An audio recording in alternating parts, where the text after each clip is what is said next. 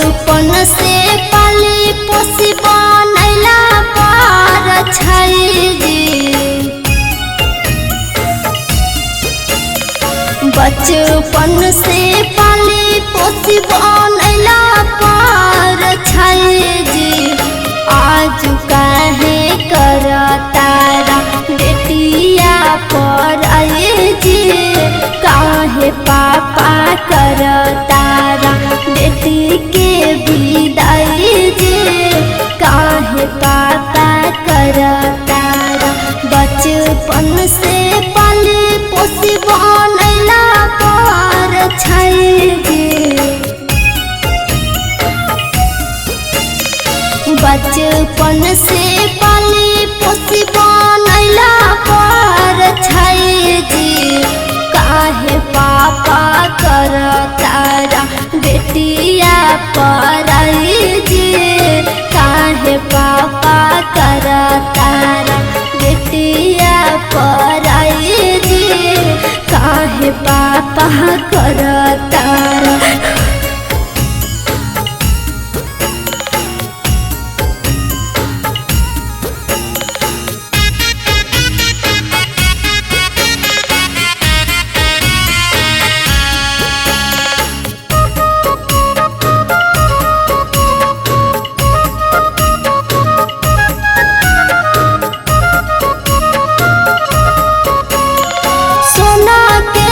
सुगनिया जैसे रखला ध्यानवा बेटवा के जैसन पापा करत रहल मनवा।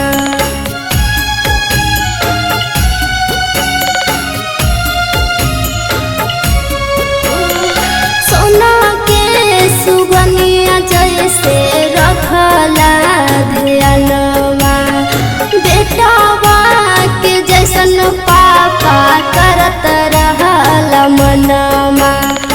एक दिन में सब कैसे गईला भुलाई जी। कैसे कैसे याद पापा दिला बिसराई जी। आज काहे कर तारा बेटिया पर आई जी। काहे पापा कर तारा।